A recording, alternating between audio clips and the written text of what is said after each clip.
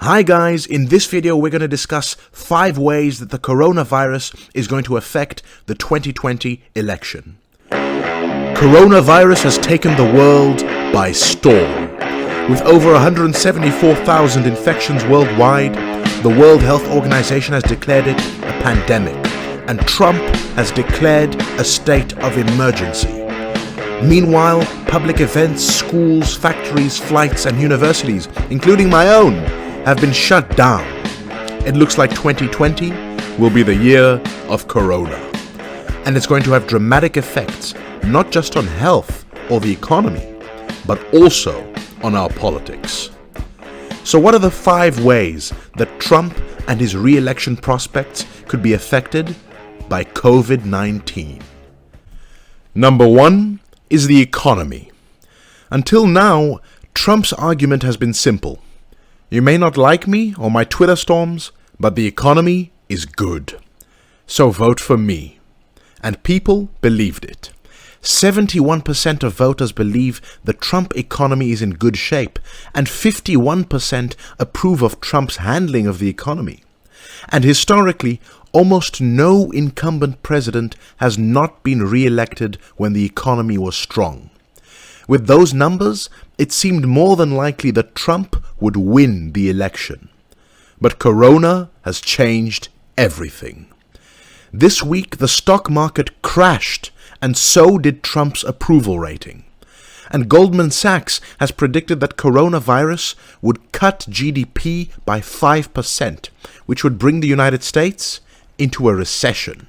Now, Trump has announced measures to deal with the economic fallout, including cutting the payroll tax for workers, a $1.5 trillion bailout for Wall Street, and free coronavirus testing. But it's not enough.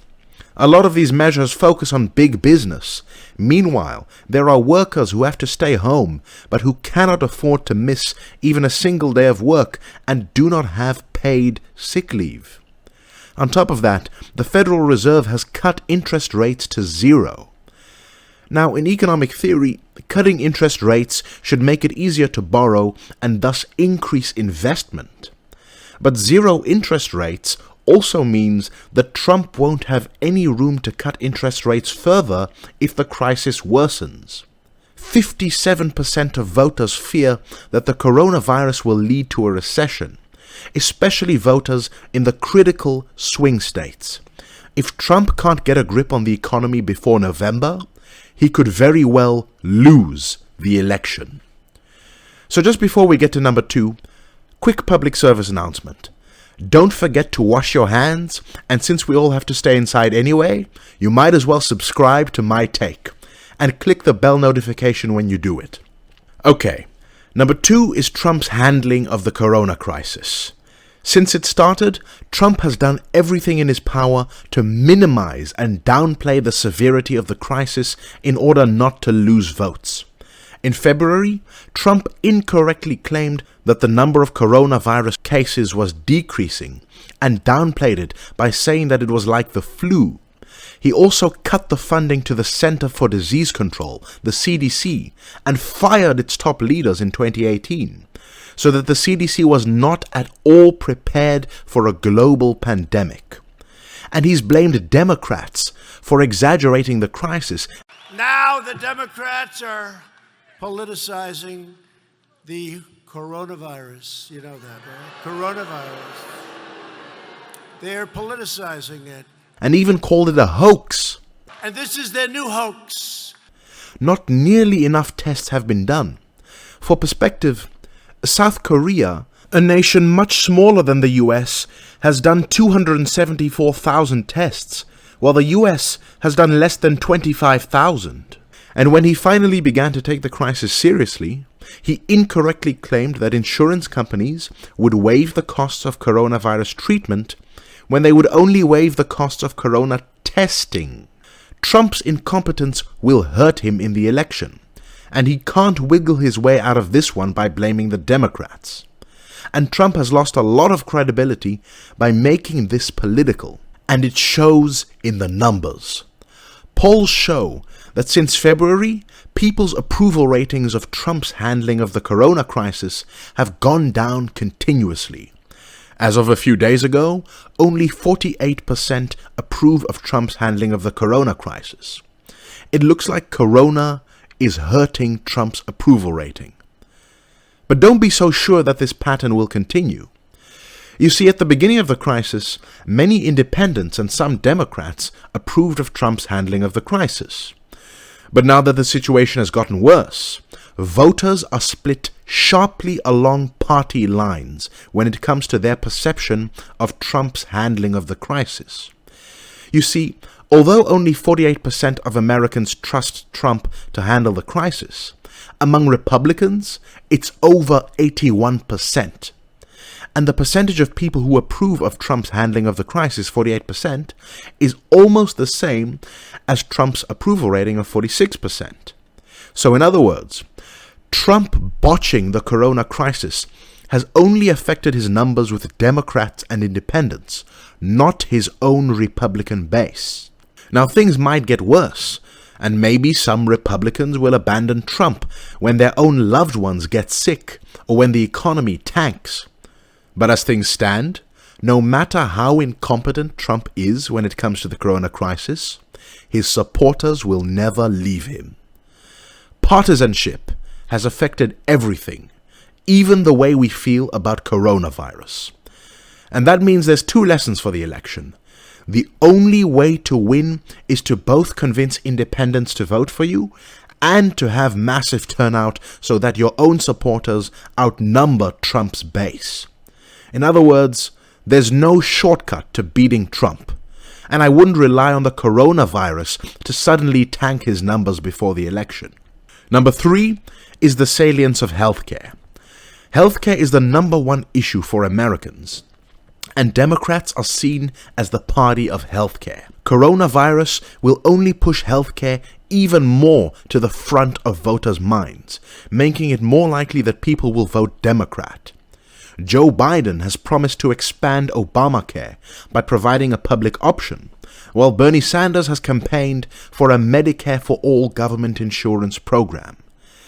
These ideas will only get more popular as the corona crisis worsens.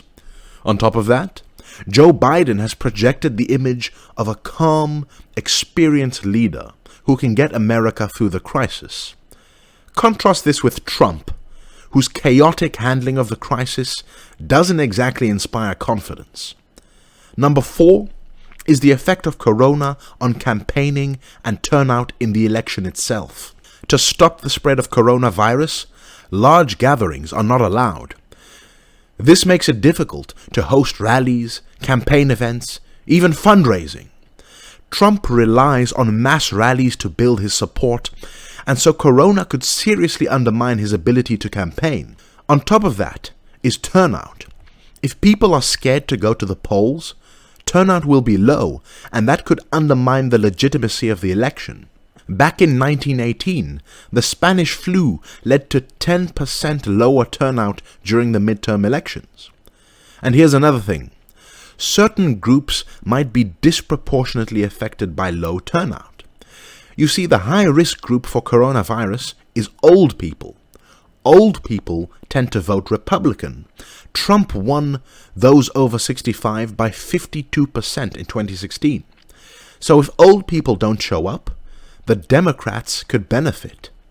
But then again, traditionally, young people don't show up in high numbers generally. Coronavirus could make this even worse, and young people voted 55% Democrat in 2016. So in this way, Democrats could be hurt by coronavirus. So it's really hard to predict which groups will or won't stay home because of the virus. But what if things get so bad that it becomes impossible to hold an election in the first place? Can Trump postpone the election? Could he use emergency powers to lengthen his term? I mean, Trump has flirted with the idea of remaining indefinitely in office. The answer is no. Only Congress or the states can change the date of an election. Not even emergency powers allow a president to do that, and the lower house of Congress is controlled by Democrats. In any case, the Constitution clearly states that the president's term is limited to 4 years. There's a fifth way that COVID-19 could affect not just this election, but elections to come. You see, this year is the census, and in the census, populations are counted and seats in Congress are allocated based on population. If coronavirus affects the way people are counted, it will affect elections and the balance of power for 10 years to come. So whether it's the economy, Trump's handling of the crisis, or depressed turnout, coronavirus is going to be a wild card in this election. Special thanks to Linda Gerten for becoming a Patreon and donating to us. Don't forget to share, and let's make this viral video go viral, 'cause this was my take.